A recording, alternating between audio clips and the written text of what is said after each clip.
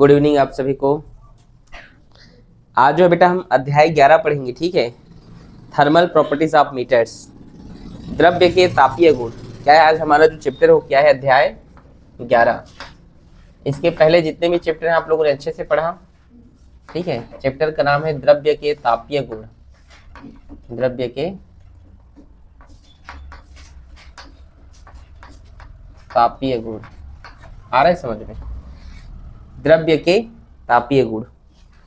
तो आप सभी लोग को यहाँ पर देखो, ये चैप्टर में मैंने आपको पढ़ना है उष्मा और ताप के बारे में। किसके बारे में पढ़ना है? उष्मा क्या होता है, ताप क्या होता है, इसके बारे में आपको जानना है, ठीक है। तो सबसे पहले यहाँ पर हम आपको उष्मा मतलब होता है हीट, और ताप मतलब होता है टेम्परेचर। इसके बारे में हम आपको बताते हैं, ठीक है। तो यहाँ तक किसी कोई समस्या तो नहीं? आप बताइए, आपने उष्मा का नाम सुना है आप लोगों ने? कई बच्चे कंफ्यूज रहते हैं कि सर उष्मा और ताप तो दोनों देख ही नहीं। उष्मा अलग होता है और ताप अलग होता है, दोनों अलग अलग है, ठीक है। समझ में आ रहा है? देखिए, जो उष्मा होता है इसका कॉन्सेप्ट बताइए ना आप लोग, क्या समझते हैं उष्मा का मतलब? चलिए बताइए, आप बताइए। उष्मा ना तो उत्पन्न होती है और ना ही नष्ट होती है, सिर्फ एक रूप से दूसरे रूप में परिवर्तन होती है। बोलो। It is a kind of energy. ठीक है। उष्मा क्या है? एक ऊर्जा है। उष्मा क्या है जी? एक ऊर्जा है, याद रखिएगा। उष्मा क्या होता है? एक ऊर्जा है, याद रखिएगा। अगर आपको पूछे कि उष्मा है क्या, तो उष्मा क्या है? एक ऊर्जा है। और कैसा ऊर्जा होता है ये? उष्मा ऐसा ऊर्जा है, ऊर्जा का एक रूप है उष्मा। क्या है? उष्मा क्या है? ऊर्जा का एक रूप है जो उस किसी वस्तु की गर्माहट और ठंडापन के बारे में बताता है, ठीक है। कोई वस्तु गर्म है या ठंडा है उसके बारे में जो बताता है उसे हम क्या कहते हैं? उष्मा कहते हैं। समझ में आया कि नहीं? उष्मा क्या है? मैंने कहा कि उष्मा ऊर्जा के एक रूप है जो किसी वस्तु की क्या करता है, मतलब जिसके कारण हम वस्तु में गर्माहट और ठंडापन होता है उसको पता बताता है वो, ठीक है। समझ में आया? मतलब उष्मा के कारण ही बेटा किसी वस्तु में ठंडापन और गर्माहट होता है, याद रहेगा, ठीक है। कई लोग, आप लोग ये मत समझना कि उष्मा मतलब सिर्फ और सिर्फ गर्म होता है, ठंडापन को भी कहते हैं, याद रखिएगा, ठीक है। इसलिए आपने ठीक। अच्छा, और ताप क्या है? ताप बताइए, ताप क्या होता है बताइए।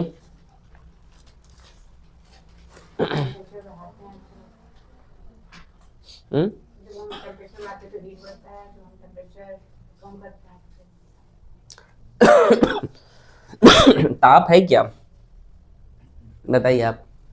आपने नाम सुना है ना? देखो, आपको पता चला उष्मा क्या है? उष्मा ऊर्जा के एक रूप है जो जिसके कारण किसी वस्तु में गर्माहट या ठंडापन होता है। ये तो आपको उष्मा के बारे में पता चल गया, ठीक है। आप ये बताइए, और जानना है तो उष्मा का मात्रक कैलोरी होता है, ये भी याद रख लीजिएगा।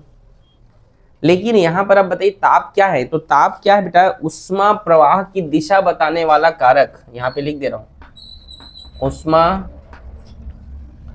प्रवाह की दिशा बताने वाला कारक क्या कहलाता है? उष्मा प्रवाह की दिशा बताने वाला कारक क्या कहलाता है? ताप कहलाता है। मतलब ये क्या है? उसका एक जो उष्मा प्रवाह, उष्मा किधर प्रवाहित हो रही है उसके डायरेक्शन शो करता है। एक फैक्टर है, टेम्परेचर क्या है? एक फैक्टर है जो किसी हीट किधर फ्लो हो रही है उसके बारे में हमें बताता है। समझ में आया कि नहीं आया आप लोग? ताप क्या है? उष्मा प्रवाह की दिशा बताने वाले को हम क्या कहते हैं? या आप ये भी बोल सकते हैं, क्या बोल सकते हैं और आगे?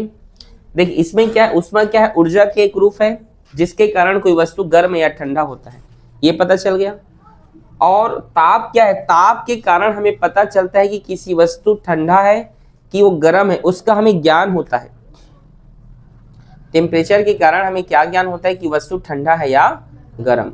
समझ में आया ना? इसीलिए आपने देखा होगा, जैसे इसका हम कैलोरी, पहले उसके बाद बता रहा हूँ, ठीक है। इसका हम मात्रक क्या ले लेते हैं? कैलोरी। जबकि इसका अगर हम स्टैंडर्ड मात्रक देखें तो केल्विन होता है। क्या होता है? केल्विन। लेकिन इसको और हम कई तरीके से मेजर करते हैं, 4 यूनिट होते हैं इसको मापने का। एक होता है डिग्री सेल्सियस, फ़ारेनहाइट, केल्विन और र्यूमर। ठीक है, आ रहे समझ में? 4 पैमाना होता है, 4 इकाई होते हैं ताप को मापने के लिए, सेल्सियस, फ़ारेनहाइट, केल्विन और र्यूमर, जिसमें से केल्विन क्या है? स्टैंडर्ड यूनिट है, आपने पढ़ा है स्टार्टिंग में। ठीक है, इस जब फिजिक्स स्टार्ट किए थे उस टाइम आपने पढ़ा था चैप्टर 2 में। तो ऊष्मा प्रवाह की दिशा बताने वाले कारक को हम क्या कहते हैं? ताप कहते हैं। और इसीलिए स्टार्टिंग में मैंने आपसे ये कहा, साइलेंट, हल्ला ना करें। आपको स्टार्टिंग में मैंने ये कहा, क्या कहा? कि ताप किसी वस्तु के ठंडापन या गर्माहट का बोध कराता है। क्या कराता है? कि वस्तु कितनी गर्म है या कितनी ठंडी है, इसकी हमें जानकारी देता है। और जबकि ऊष्मा के कारण कोई वस्तु ठंडा या गर्म होता है। ऊष्मा के कारण ठंडा या गर्म होता है, और उसकी जानकारी जो देता है कि वस्तु ठंडा या गर्म, उसका हमें ज्ञान जो कराता है वो क्या है? वो ताप है। समझ में आया? इसलिए आपने देखा होगा। अच्छा, मैं ये बोलना चाहता था कि कई लोग ताप का मतलब सिर्फ गर्म वस्तु, गर्म को समझ लेते हैं, जबकि ऐसा नहीं है। आ रहा है समझ में? ऐसा बिल्कुल नहीं होता है। आपने देखा होगा कि तिब्बत पे क्या, या कोई जो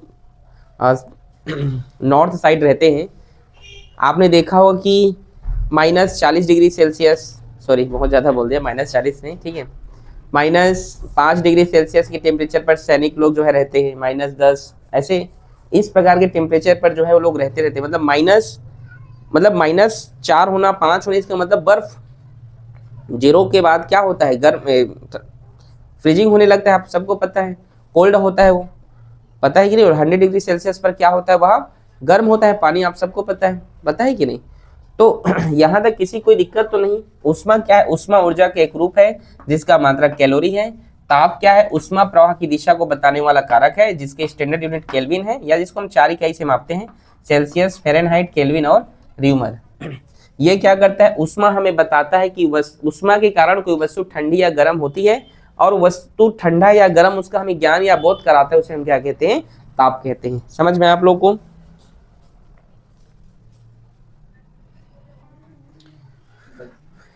यहां तक किसी कोई समस्या तो नहीं ना? नोट कर लिए? देखिए, जैसे मैं यहां पर एक कंडीशन दे रहा हूं, आपको ध्यान से समझिएगा। देखिए,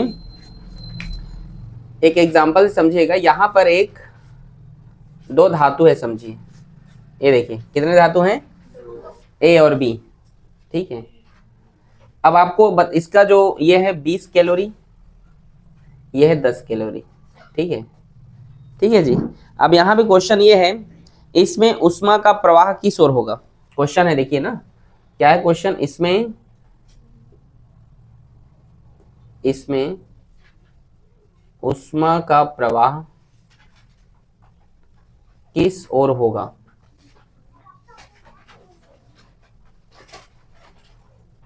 मतलब इसमें जो ऊष्मा है वो किस ओर जो है प्रवाहित होगी, आपको बताना है। ठीक है, ऑप्शन भी दे रहा हूं, आप चिंता ना करें। ठीक है, ऑप्शन ये है ए से बी की ओर, दूसरा है बी से ए की ओर, तीसरा है दोनों ओर, और चौथा है बता नहीं सकते। ठीक है, कंडीशन समझे। क्वेश्चन देखो, आपको मैंने समझाया ऊष्मा क्या है? ऊष्मा ऊर्जा के एक रूप होता है जिससे हम ये पता चल, जिसके कारण कोई वस्तु ठंडी है या गर्म है, जिसके कारण वस्तु क्या होता है? ठंडा या गर्म होता है। ठीक है, ताप क्या है? ताप ऊष्मा प्रवाह की दिशा को बताने वाला एक कारक होता है जो हमें बोध कराता है कि वस्तु कितना ठंडा है या कितना गर्म है। ठीक है, ये जानकारी देता है। इसका ऊष्मा का मात्रक केल्विन है, सॉरी कैलोरी है, जबकि इसका मात्रक क्या है? केल्विन है। ठीक है, तो क्वेश्चन यहाँ पर मैं दिया हूं कि बताना है आपको कि यहाँ पर 2 धातु हैं, 2 मेटल हैं ए और बी मान लो। ठीक है, तो बताना इसमें ऊष्मा का प्रवाह किस ओर होगा?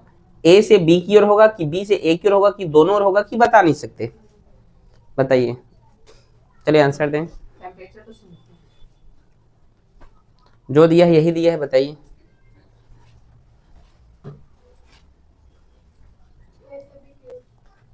एक ए 2 3 4 कौन? एक है कि 2 की 3 4? एक वाले हाथ खड़ा करें। 2 वाले, 3 वाले, 3 वाले और 4 वाले एक में रही ना बेटा, ठीक, हाँ। तो इसका सही आंसर क्या है? चौथा। ठीक है, बता नहीं सकते। क्यों नहीं बता सकते? कारण सुनिए, आप लोग तो समझे नहीं। हमने क्या बताया, ऊष्मा क्या है? ऊर्जा के एक रूप है। ऊष्मा क्या है? सिर्फ और सिर्फ ऊर्जा का एक रूप है। जबकि ताप क्या है? ऊष्मा प्रवाह की दिशा। यहाँ पर क्या कोई ताप दिया है? कहीं पर टेम्परेचर दिया है कि 20 डिग्री सेल्सियस है कि 10 डिग्री सेल्सियस है, 40, कहीं पर टेम्परेचर शो किया है? तो आप बता नहीं सकते कि इसकी प्रवाह की दिशा किस ओर होगा। लेकिन अगर मैं यहाँ पे लिख दूं 10 डिग्री सेल्सियस, यहाँ पे लिख दूं 5 डिग्री सेल्सियस, तो आप बता सकते हैं सर कि ऊष्मा जो है यहाँ पर आप बता सकते हैं कि वो क्या ए से बी की ओर होगा। लेकिन ये कॉम्पिटिटिव एग्जाम में अगर आपको पूछेगा तो याद रखना, नहीं, कैलोरी जो है सिर्फ और सिर्फ क्या है? उसका एक मात्रक है। जैसे आपको एक और एग्जांपल से आप लोगों को समझा रहा हूं, समझिएगा आप लोग, ध्यान समझिएगा ना। जैसे यहाँ पे हम एक द्रव के एग्जांपल से आप लोग समझिएगा। यहाँ पे लिक्विड भरा है, क्या भरा हुआ है? ये लिक्विड। और यहाँ पे, एक मिनट, अच्छे से बना रहे हैं।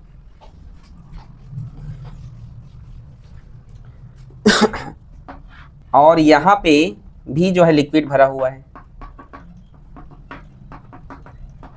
अब क्वेश्चन यहाँ पर ये समझिएगा आप लोग, यहाँ पर हम एक ट्यूब लगा, एक जो है नली कर दिए हैं। ये है 10 लीटर, ये है 20 लीटर। क्वेश्चन आपको ये पूछा जा रहा है कि बताइए ये 10 लीटर है, ये 20 लीटर, पानी की दिशा किस ओर होगी? 10 से 20 की ओर होगा कि 20 से 10 की ओर होगा? 10 से 20। यहाँ हम ये वाल्व को खोल दिए बेटा, मान लो यहाँ पर वाल्व है, बंद था, अब इसको खोल दिए, तो पानी का प्रवाह किधर होगा? इधर से इधर होगा कि इधर से इधर? की कोई परिवर्तन नहीं होगा। कोई नहीं होगा सर। बताइए, कोई परिवर्तन नहीं होगा वाले हाथ खड़े करें। एक ए से बी की ओर जाने वाले हाथ खड़े करें, बी से ए की ओर जाने वाले। और आप किस में हो? दोनों की ओर होगा क्या? नहीं सर, तो 10 से 20 वाले। हाँ, 10 लीटर से 20 लीटर की ओर होगा। क्यों होगा? क्योंकि द्रव का ये नेचर होता है कि वो उसकी पानी की मात्रा पर निर्भर नहीं करेगा। इसी प्रकार इसमें इसकी मात्रा पर निर्भर नहीं करेगा। वो आ रहे समझ में? मात्रा पर डिपेंड नहीं होगा। कक्षा 12वीं चैप्टर नंबर 2 में आप इसके बारे में पढ़ेंगे अच्छे से, विभव और विभवांतर में। आ रहे समझ में? तो ये मात्रा पर निर्भर नहीं करेगा, अर्थात ये उच्च तल से निम्न तल की ओर जाएगा। आ रहे समझ में? जो पानी है वो उच्च लेवल से हाई लेवल से क्या होगा? लो लेवल की ओर आएगा, मतलब उच्च तल से निम्न तल की ओर। समझे कि नहीं? मतलब पानी की मात्रा पर निर्भर नहीं करेगा, बल्कि उसकी उस आकृति के आधार पर वह प्रदर्शित करेगा। आ रहे समझ में? तो यहाँ पर 20 कैलोरी है कि 10 कैलोरी है, ये मैटर नहीं करता है। मैटर ये करता है कि इसकी टेम्परेचर क्या है। आ रहे समझ में? इस पर वो डिपेंड करे, क्योंकि टेम्परेचर ही तो आपको बताएगा ना, क्योंकि इसके टेम्परेचर के डिफिनेशन में ही लिखा है ऊष्मा प्रवाह की दिशा को, यही बताता है। तो अभी अगर हम टेम्परेचर लिखे ही नहीं है तो आप बता नहीं सकते हो। अगर हम टेम्परेचर अब लिखेंगे तो अब आप बता सकते हो। अगर मैं इधर 10 लिखूंगा, इधर 3 लिख दूंगा या 5, तो ये 20 एक की ओर हो जाएगा। समझ में आया? अरे कोई गर्म वस्तु है, ठीक है, लोहा को गर्म कर दिए, ठीक है, अब लोहा जो है गर्म है और कोई दूसरी वस्तु भी जो है और ठंडी है मान लीजिए, और दोनों को पास रख दिए हो, तो जो गर्म वस्तु है वो उसका टेम्परेचर कम, जो गर्म नहीं उधर की ओर जाएगा कि नहीं? उस फैलेगा कि नहीं? उसका टेम्परेचर फैलेगा ना, तो ऊष्मा का प्रवाह होगा उधर, हीट का क्या होगा? उधर फ्लो होगा। तो उस टेम्परेचर को जो है उधर वो बताने वाला कारक ही क्या है? ताप है। समझ में आप लोग को? यहाँ पे सीधा सा मतलब मैं ये कहना चाहता हूं कि यहाँ पे टेम्परेचर रहेगा तो आप समझिएगा ऊष्मा की दिशा, मतलब ताप का मतलब ही है ऊष्मा की दिशा को बताना। समझ में आया आपको? ठीक है, आया कि नहीं? और ऊष्मा और ताप सेम नहीं है। आज के बाद ये याद रखना आप लोग। कई लोग हीट और टेम्परेचर को सेम समझ लेते हैं, दोनों सेम नहीं है। समझ में आप लोग को? आ गया?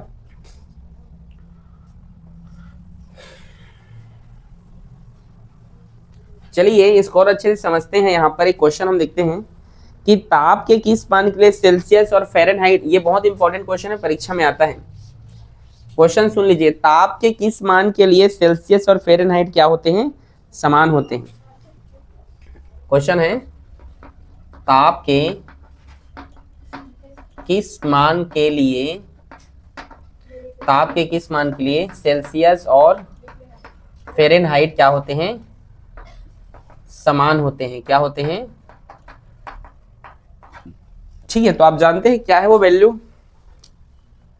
किसी को पता है? मोनिका, 10वीं में पढ़े हैं आप लोग इसको? माइनस, नहीं -4 नहीं है, वैसी है, लेकिन टेम्परेचर की किस वैल्यू के लिए जो है सेल्सियस और फ़ारेनहाइट जो है इक्वल होते हैं। ठीक है,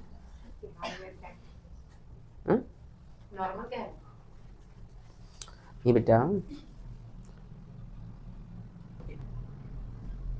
क्या है वो वैल्यू, बोलिए, बोलो आप। 14, 14, 14, 40 नहीं, रॉन्ग आंसर। उसका आंसर है -40। क्या है? -40। ठीक है, तो इसको प्रूफ करके देखते हैं। ठीक है, देखिए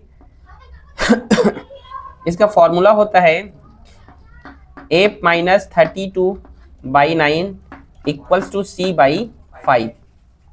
अब मान लीजिए हमारे पास क्वेश्चन दे देते हैं हम कि -40 फ़ारेनहाइट को सेल्सियस में बदलो, किस में बदलो? -40 फ़ारेनहाइट को किस में बदलो? सेल्सियस में। तो कैसे बदलोगे? तो इसमें रख दीजिए f का वैल्यू क्या है, -40, तो ये -40 - 32 और ये 9 = c/5। माइनस माइनस 40 में 32 जोड़ो, -72 हो गया, और ये 9 और ये 5 इधर गुणा में, भाग में इधर आया तो गुणा में, 9 एकम 9 अट्ठे 5 अट्ठे 40, -40। तो आप देख सकते हैं कि जो 40 फ़ारेनहाइट था वो क्या हो गया, -40 सेल्सियस भी हो गया। हुआ कि नहीं? अगर आप यहाँ पे -40 क्वेश्चन रहता उसको फ़ारेनहाइट में बदलो तो वो -40 फ़ारेनहाइट भी हो जाता। समझ में आ रहा है? तो याद रखना ताप के 40 मान के लिए सेल्सियस और फ़ारेनहाइट का मान क्या होता है, समान होता है, याद रखना। ठीक है, चेंज करना आएगा आप लोगों को? ठीक है, चेंज करना बहुत जरूरी है। ठीक है, हल्ला ना करें। केल्विन और सेल्सियस को बदलना आता है आप लोग को? हाँ, यहाँ पे लिख दे रहा हूँ, एक तो बता दे रहा हूँ। ठीक है, जैसे क्वेश्चन है, मान लीजिए 24 केल्विन को सेल्सियस में बदलो। ठीक है, चेंज करना है आपको। ठीक है, ये सब पढ़े हो ना? तो चेंज करना है तो उसका फॉर्मूला होता है K - 273 = C। ठीक है, नीचे में 100 लिखते हो तो कट जाएगा, वैसे ही तो लिखने की जरूरत नहीं है। K का मान कितना है? 24 - 273 = C। 273 में 24 घटाइए, कितना होगा?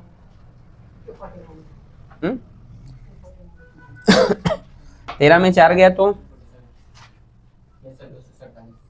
13 में 4 घटाइए, कितना होगा? 9 होगा। 6 में 2 घटाइए,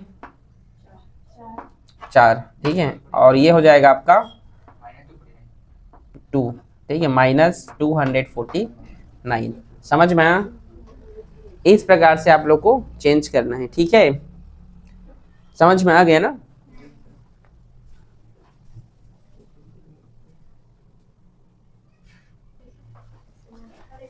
अगला हमारा टॉपिक है बेटा उष्मीय प्रसार या तापीय प्रसार, जिसको हम कहते हैं, इंग्लिश में कहते हैं थर्मल एक्सपेंशन।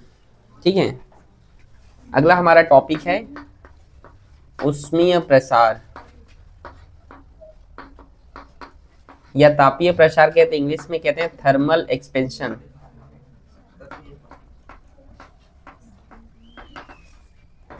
क्या होता है थर्मल एक्सपेंशन?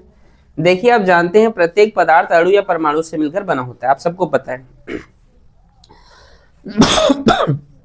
जितने भी वस्तु होते हैं आप जानते हैं, जो पदार्थ होते हैं किससे मिलकर बने होते हैं? अणु या परमाणु से, मॉलिक्यूल्स या आइटम से मिलकर बने होते हैं, आप सबको पता है। तो देखिए, यदि हम किसी वस्तु को, देखिए यदि इस प्रकार से उसको हम गर्म करें तो उसका क्या होता है, फैलाव हो जाता है। जो एटम्स होते हैं, मॉलिक्यूल्स होते हैं, वो क्या होते हैं, बढ़ने लगते हैं। आप जानते हैं किसी भी वस्तु को यदि हम गर्म करते हैं तो उसमें क्या होता है बेटा, फैलाव होता है कि नहीं? तो उष्मीय प्रसार या तापीय प्रसार का डेफिनेशन क्या हो सकता है? किसी पदार्थ को गर्म करने पर, कोई भी पदार्थ किसी भी मैटर को क्या करने पर, गर्म करने पर उसमें होने वाला जो प्रसार होता है, जो फैलाव होता है, उसमें होने वाला जो फैलाव होता है, जो प्रसार होता है बेटा, उसी को हम उष्मीय प्रसार कहते हैं। समझ में आया आप लोग को? आया कि नहीं प्रीति? समझ में आया प्रीति? किसी पदार्थ को, किसी भी मैटर को गर्म करने पर उसमें होने वाला जो एक्सटेंशन है, जो फैलाव है, उसी को हम क्या कहते हैं? उष्मीय प्रसार कहते हैं। ये 3 प्रकार के होते हैं। फैलाव किस किस प्रकार का हो सकता है? प्रसार लंबाई में हो सकता है, लंबाई चौड़ाई उसके क्षेत्र में हो सकता है, उसके आयतन में हो सकता है ना। तो हम पहला देखते हैं रेखीय प्रसार क्या है। इंग्लिश में कहेंगे लीनियर एक्सपेंशन।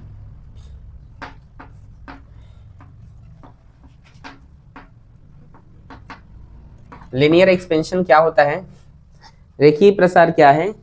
किसी वस्तु की लंबाई में, किसी पदार्थ को गर्म करने पर, ध्यान सुनेंगे ना, किसी पदार्थ को क्या करने पर, गर्म करने पर उसकी लंबाई में जो वृद्धि होती है, उसकी लंबाई में क्या होता है, जो वृद्धि होता है, उसको हम रेखीय प्रसार कहते हैं।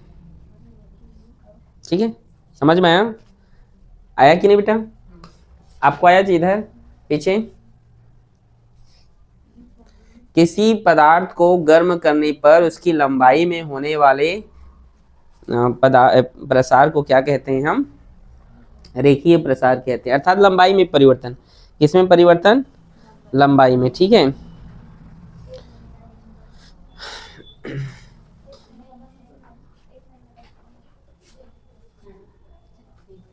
चलिए इसी में हम देखते हैं रेखीय प्रसार गुणांक। इसी का एक टॉपिक है, इसी का रेखीय प्रसार गुणांक, कोफिशिएंट ऑफ लीनियर एक्सपेंशन। ठीक है, इंग्लिश में क्या बोलोगे? कोफिशिएंट ऑफ लीनियर एक्सपेंशन, रेखीय प्रसार गुणांक, जिसे हम अल्फा से रिप्रेजेंट करते हैं। किससे रिप्रेजेंट करते हैं?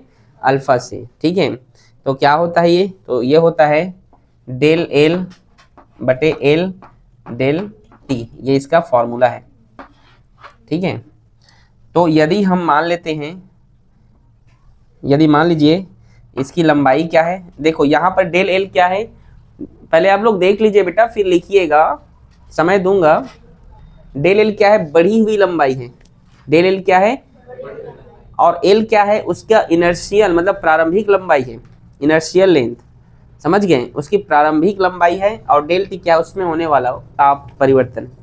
ठीक है, तो इकाई मान लीजिए, यदि उसकी लंबाई को आप क्या मान लें? इकाई मान लें, और ताप को क्या मान लें? 1 डिग्री सेल्सियस मान लें। ठीक है, समझ में? मैंने क्या कहा? मैंने कहा तो क्या निकल के देखो, मैंने कहा कि यदि आप लंबाई को 1 मान लें और उसके ताप परिवर्तन को 1 डिग्री सेल्सियस मान लें, तब क्या होगा? अल्फा इक्वल्स टू होगा डेल एल। होगा कि नहीं मोनिका? होगा ना बेटा? तो इसका रेखीय प्रसार गुणांक, ये आपने 10वीं में भी पढ़ा है, रेखीय प्रसार, क्षेत्रीय प्रसार, ठीक है, आयतन प्रसार 8वीं, हाँ ये सब आप 10वीं में पढ़े हैं। ठीक है, तो क्या होगा इसका डेफिनेशन की अगर हम बात करें, चलिए डेफिनेशन देखिए, यदि किसी, ठीक है ध्यान सुनेंगे, ठीक है ध्यान सुनिएगा, यदि किसी वस्तु के, आप लोग पहले ध्यान से सुनिए फिर लिखिए।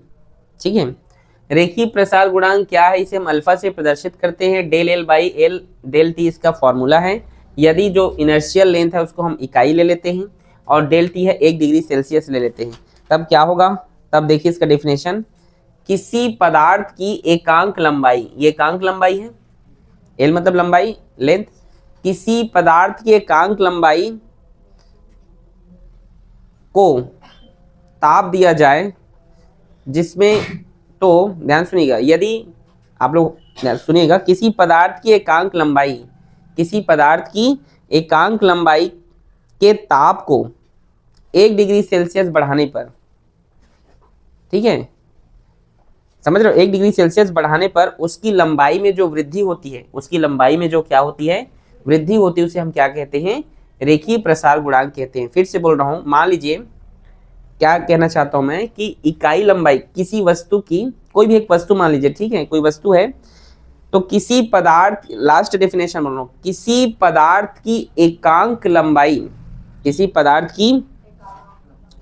की छड़ को, मान लो कोई पदार्थ है, किसी पदार्थ की एकांक लंबाई के छड़ को 1 डिग्री सेल्सियस का ताप देने पर, ठीक है, किसी पदार्थ की इकाई लंबाई वाले छड़ को, कोई पदार्थ है इकाई लंबाई का, किसी पदार्थ की इकाई लंबाई वाले छड़ को 1 डिग्री सेल्सियस ताप देने पर उसके लंबाई में, देखिए उसकी लंबाई में जो परिवर्तन होता है उसे हम रेखीय प्रसार गुणांक कहते हैं।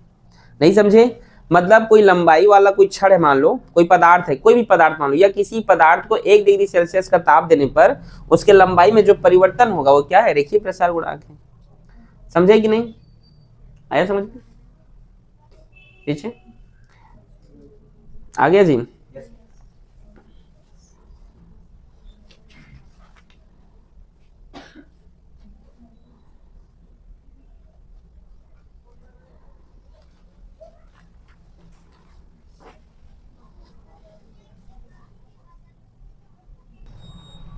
दूसरा लिखिए बेटा, क्षेत्रीय प्रसार।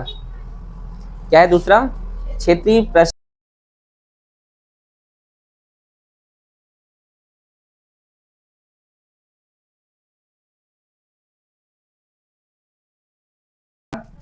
किसी पदार्थ के, ये कोई पदार्थ है, उसके क्षेत्रफल में होने वाले परिवर्तन को हम क्या कहते हैं? क्षेत्रीय प्रसार कहते हैं। क्षेत्रीय प्रसार क्या है? तो किसी वस्तु के क्षेत्रफल में होने वाले परिवर्तन को क्या, क्षेत्रफल मतलब उसकी लंबाई चौड़ाई, उसकी लंबाई भी बढ़ रही है, उसकी चौड़ाई भी बढ़ रही है। किसी पदार्थ के क्षेत्रफल में होने वाले परिवर्तन को क्या कहते हैं? क्षेत्रीय प्रसार कहते हैं। समझ में आया मोनिका? क्षेत्रीय प्रसार गुणांक क्या होता है बेटा? चलो ये देखते हैं। इसको बेटा हम बीटा से रिप्रेजेंट करते हैं। किससे रिप्रेजेंट करते हैं? बीटा से। तो हाँ बोलिए, क्या बोल रहे थे, बोलिए। चलिए देखिए क्या होता है, beta equals to del A by A del T. Beta equals to del A by A del T. ये क्या है? इसके लिए फॉर्मूला है, जहां पर डेल ए क्या है? डेल ए उसका एरिया है। कैसा एरिया? बढ़ा हुआ, चेंज वाला, चेंजेबल एरिया है। ए क्या है? इनर्शियल एरिया है। और डेल टी क्या है? उसका टेम्परेचर है। टाइम नहीं, टेम्परेचर। यदि मान लीजिए ए इक्वल्स टू, आप एक ले लीजिए, और डेल टी बराबर ताप बराबर ले लीजिए 1 डिग्री सेल्सियस, तो इसका डेफिनेशन क्या हो जाएगा फिर? क्षेत्रीय प्रसार गुणांक का बीटा इक्वल्स टू डेल ए होगा। ये होगा फॉर्म। देखिए परिभाषा इसी पर बना है। देखिए क्या है परिभाषा? किसी पदार्थ के इकाई क्षेत्रफल में, आप क्षेत्रफल बोलना, ध्यान सुनिए, रटने का नहीं, इधर आप लोग ध्यान सुनिए। किसी पदार्थ के इकाई क्षेत्रफल में, ए मतलब क्षेत्रफल, एक मतलब इकाई, किसी पदार्थ के इकाई क्षेत्रफल में 1 डिग्री सेल्सियस ताप बढ़ाने पर, 1 डिग्री सेल्सियस ताप बढ़ाने पर उसमें होने, उसके क्षेत्रफल में होने वाले परिवर्तन को हम क्या कहते हैं? क्षेत्रीय प्रसार गुणांक कहते हैं। नहीं समझ में आया? आ गया ना? क्षेत्रीय प्रसार गुणांक क्या है? तो बेटा किसी पदार्थ के इकाई क्षेत्रफल में, किसी पदार्थ की इकाई क्षेत्रफल में 1 डिग्री सेल्सियस ताप बढ़ाने पर उसमें उसके क्षेत्रफल में होने वाले परिवर्तन को हम क्या कहते हैं? क्षेत्रीय प्रसार गुणांक कहते हैं। बताओ रटने का है क्या है? नहीं ना? ठीक।